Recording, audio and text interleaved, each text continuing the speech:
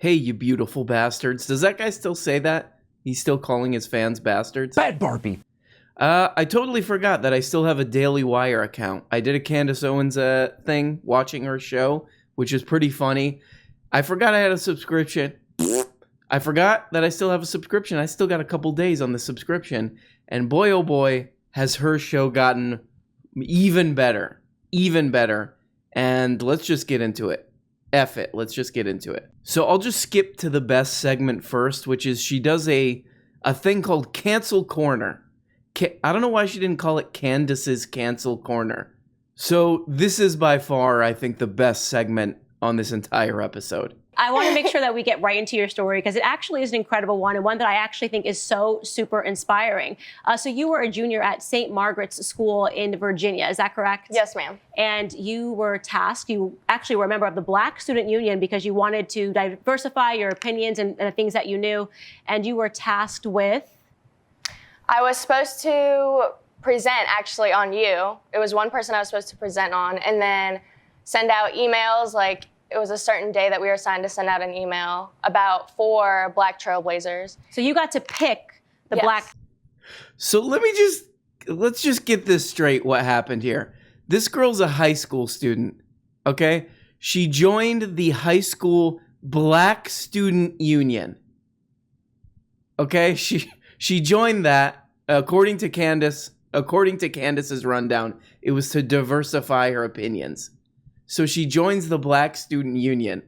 And during Black History Month, as a Black trailblazer, she picks Candace Owens. So let's just say non-Black, who's a high schooler, joins the Black Student Union. And the Black trailblazer she picks is a woman who says Black Lives Matter is a bunch of whiny toddlers who are, quote, pretending to be oppressed for attention, who at a presentation somewhere said that Hitler would have been fine if he just kept it in Germany, which is a classic Candace. A woman who spread tons of anti-trans, tons of Islamophobic crap, and on and on and on and on and on with Candace Owens. That's the Black trailblazer she picked after joining the Black Student Union. In other words, high school teachers especially, job isn't already hard enough already, now they got to deal with this kind of stuff. Candy Owens and the Daily Wire's war on teachers. Some of the hardest working, lowest paid people in society, some of the most underappreciated people in society now got a new problem to deal with, which is mind-bendingly demented misinformation that specifically children, people whose BS radar hasn't been totally sharpened from years and years of dealing with bull crap, of dealing with this. Now teachers got to be like, yeah, actually, let's together look on the computer and do a little bit more research on this woman. It was a certain day that we were assigned to send out an email about 4 Black trailblazers. So you got to pick the Yes. Black trailblazers. So you made the decision to pick me Yes. as the Black trailblazers, and that should have been okay. They probably... She picked this woman. So she joined the Black Student Union and picked the absolute worst grifter, the absolute worst clickbait YouTube grifting lunatic she could find to hold up as a Black trailblazer.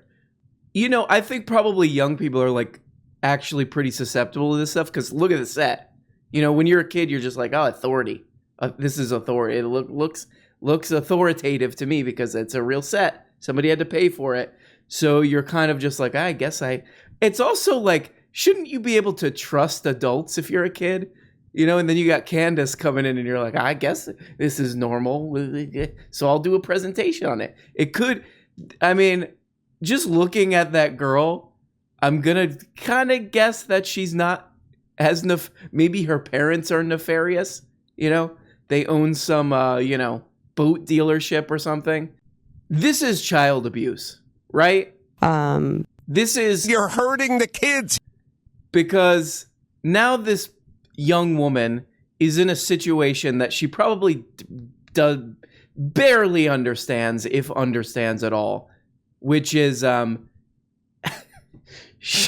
it's such an absolute pretzel that she's in. It's such an absolute pickle that she's in that it's almost impossible to untangle. Hey, honey, yeah, like that person is a lunatic. That person is a lunatic right-wing grifter who kind of tricks people who are kind of slowly losing their minds, but they have a lot of money from oil billionaires.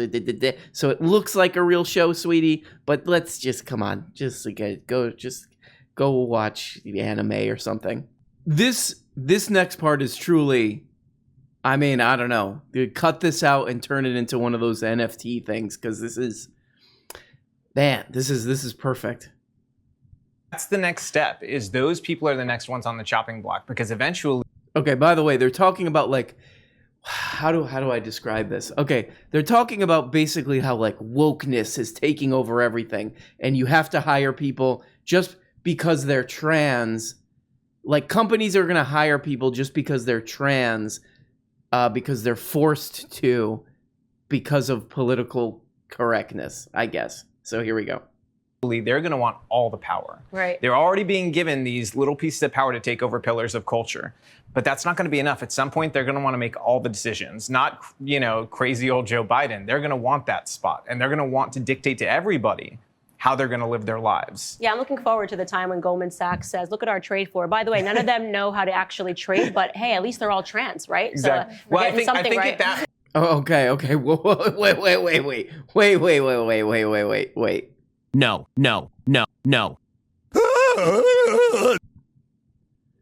So this is bizarre for so many reasons. First of all, Candy Owens' audience is, again, it's somebody who owns some, like, little, probably a bunch of them are like the kind of Trump crowd, and they own like some little stupid business, and they think that they're like a little feudal lord or whatever, and they hate like fat cats, like college professors or somebody who went to college. And I think that they probably hate people who work for Goldman Sachs, too. So that's just right off the bat. I think that she might have improv'd a little bit and maybe made a mistake.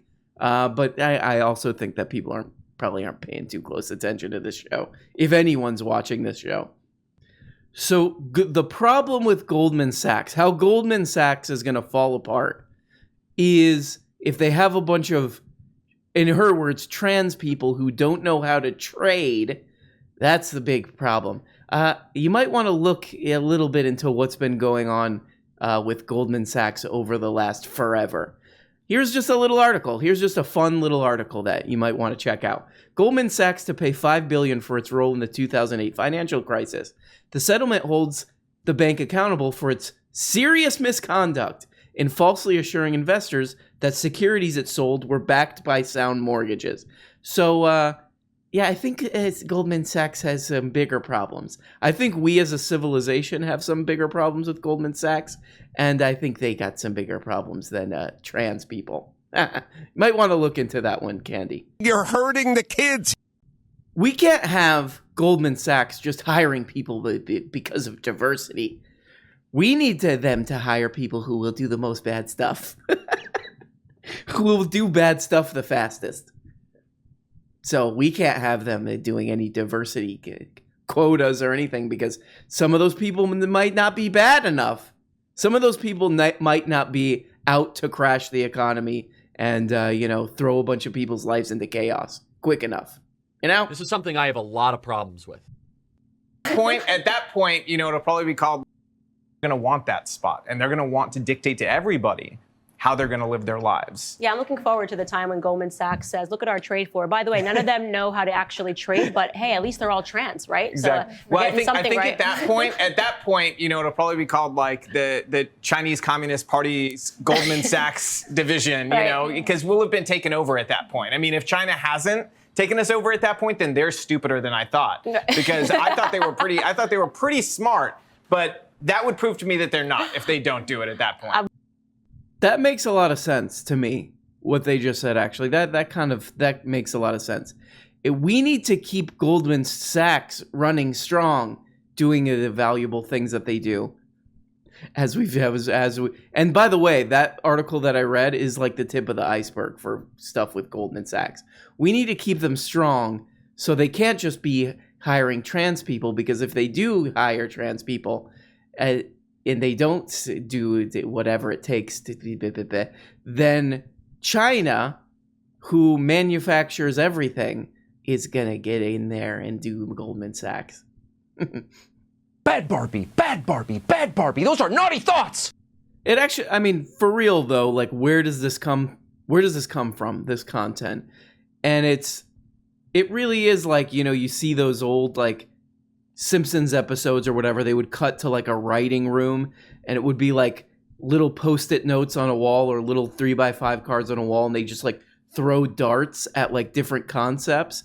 And it's like China, trans people, woke stuff. They put it all together. Okay? No. This is pretty fun too. Here we go.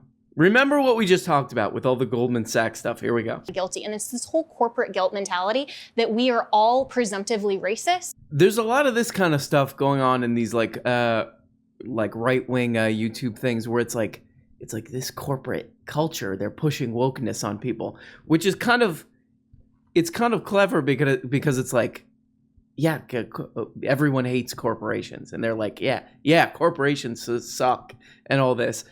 And then again, you just go a couple minutes forward and like, we need to keep Goldman Sachs strong. Like the absolute, like the cartoonish example of like a giant evil company, Goldman Sachs. But corporations are bad because they're pushing their agenda. So whatever, I'm watching this show and I'm like, okay, so this is really geared toward like kind of lunatics, you know, kind of like people who are kind of losing it. Who, again, they own some kind of a small business and they're kind of losing their mind. That would be the demographic right there. They're kind of like, maybe they're even like upper middle class income or whatever, but they're thoroughly losing their minds. And this is kind of in the back of my head. And then she brings on her guest onto the show.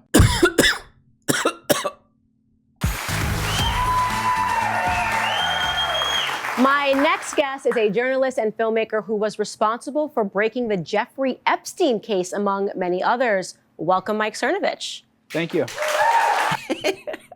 So, I mean, if you're like not obsessed with like internet lunatics, especially like right-wing internet lunatics, this guy's kind of like the master online right-wing internet lunatic.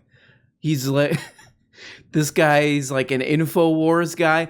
I think he was like the guy who even was too weird for Alex Jones. Alex Jones, no, I don't know about this. It's a little too much, this guy. Little too much for Alex Jones. Super into like Pizzagate crap and all this stuff. Actually, just do like any search on this. He got into some kind of a crap with Sam Cedar or something. He got into some crap with this guy. Toilet. Maybe they were both competing for... Hello, Tushy. Sponsorship or whatever. Utter lunatic. And that's where I'm like, yeah, okay, so that it's fully confirmed that's who the audience is. People, probably like middle class, maybe upper middle class people who are just really losing it, who are pretty feeling kind of uncertain about stuff. This is something I have a lot of problems with. And also they're crediting each other, or they're crediting him. Both of them are crediting him with breaking the Jeffrey Epstein case, which is not true, which is playing pretty fast and loose with the truth, I would say. But I have to say, this is a little bit, there's something kind of touching about this. There's something kind of touching about this absolute lunacy of a show. You have a mental health problem. Because it's kind of like old school Wild West internet. I feel like a little. It's behind a paywall. Say whatever you want. Do it. You want to? Hey guys. Go to my website, and you pay the $12 with the coupon code Brown. And in the back end, I'll tell you all about how I was actually the little kid who Harambe. Remember Harambe? I was the little kid who he grabbed. And nobody's going to stop me because there's no social media to like, kick me off or whatever. So that's kind of nice. They could just it's like the true spirit of the original internet of just like set up a site and have a go. Do whatever you want. Here we go. So you know what? It's sort of the end. Remember Jerry Springer? Jerry Springer would have a guy with like half a tooth and then like a lady who's pregnant, and they would just be like, hey, throwing shoes at each other. And at the end, he would be like, well, I think what we learned from today is that we really need to care about each other, and we need to think about. Jerry Springer used to always like tear up at the end of those episodes and get all sentimental and stuff, and try to put a positive spin on the absolute garbage he was barfing up on TV. So hopefully Candace is going to do that, right? She's going to wrap up the end with some positive messages. Let's hear it. Are attributes that men have that are great and attributes that women have that are great, and they are separate. And I think that the modern feminist lie sort of turns women away from men by telling them that they should want to be men and replace men. So I think marriage, which is to me one of the most beautiful things that you can ever aspire to, marriage and a family, has really shown me how toxic that lie is, which is why I will be dedicating my second book to destroying feminism. Next question. Okay, well, all right. That pretty much tied everything up. Very nice. Well, guys, look, I'd really, really recommend this show. It is kind of where I get most of my, most of my news commentary, and also like if I want to learn, hey, what's going on with the Jeffrey Epstein case? I'll go on here and I'll be like, oh, that's the guy who figured it all out. Seems shipshape to me. I also think we got to figure out a way to get this in the classroom. Is there a way we could just get a deal going with the United States government and public schools that would just stream these Daily Wire programs directly in there? You're hurting the kids. So they can learn the truth. We could get around all this nonsense and learn the truth. Well, guys, there you go. If you were thinking about doing a Patreon for me or something like that, just go do Daily Wire. Get Daily Wire. You get this kind of you'll get this kind of very like you'll laugh your ass off. Ha ha ha ha. You'll say it's very good. Bye-bye. Hey everybody, and thanks so much for watching this video. Like all the other YouTube and podcast perverts, I now have a Patreon. Here you can get daily access to the audio-only feed. And every week on this Patreon, I'm uploading 2 exclusive Patreon-exclusive shows. They're like real shows, more produced, more edited. One of them is a behind-the-scenes show where I reveal all the secrets and YouTube scams that I'm doing. And the other one, I just reveal my innermost dark, cringe secrets, as well as deep dive video essays and more. And at the top level, you can even become a producer of the show and get your name handwritten, hand art, hand drawn at the end of every episode. So if that's something that you are interested in, check it out on Patreon. I'll put a link in what is the thing called in the description, I guess. So thank you so much, even if you don't. Thanks for watching this video. I know it's hard to get through these things, but I appreciate you. This show would be absolute garbage without the producers. Socratic Bear, J.S. Trost, also known as the Bolt Cutter. 007X. Yeah, Michael McTighe. Rue Kazoo. Shannon Bad Barbie Williams. Anna Benkoski. Ass McBlast. E. Gregory Hutto. What? Scott, let me tell you something. No Castle. Rerun 64. Mr. Feeney. Jamie and I may have a disagreement with Sam Cedar's pause button. Jenny Hart. Hey, Jenny Hart, it's me. Oh, she just ignored me. Winter the Muscular. Ethan Weaver. Vince Barbosa. He is pure ideology at its purest. Crouching Tiger flushing toilets. Elias Christo. The guy from the hamburger train. Cece LeBlanc. Nez Interlinks. Victor Sonny Duran, Kyle High Level Ideas. Hopper, Albert Ellers Ood, Kitty Hooch. Hi, I'm Kitty Hooch. Abby, I don't want cowards teaching my kid green. Tristan Dominic Guzman. Jane Spade. Jessica, a lot of problems stepping off. King Friday. Laura Campbell. Rajawa. Nefatsu Gustav Van Betten. Camilla. Young Slampy. Brian Hernandez. CS. Hey, is that CS? I don't know.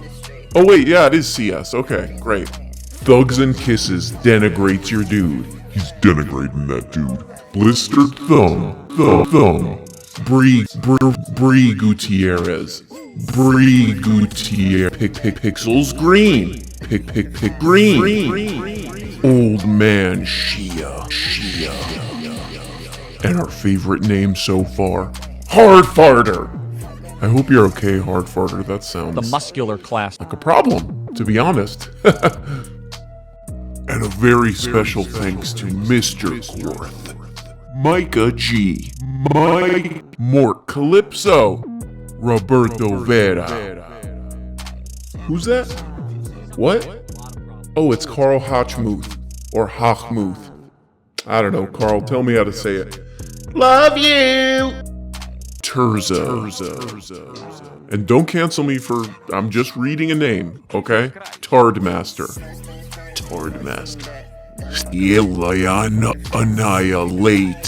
Annihilate. And special guest, Stabster Bait. Kevin Jigaleski. Oh, who's that? Oh, it's Mac. You know it's Mac. You can tell it's him. Krill Will. And we got D-Pad Chad. Burn Dubuel. Jake T. Sebastian Delgadillo. Charlotte Glass. CEO of the muscular class. Beth Van Diver. I'm sorry about that, Beth. You know I love you. Ray Anthony Cox. Eden Joy. Derek Stoker. Apollo Crow. Liz. Martin Lee. Chelsea G. Derek Jesus Christ Wilson. Matt Rowe. Thank you to these beautiful, gorgeous, muscular, soaked up, showering probably 10 to 11 times a day producers.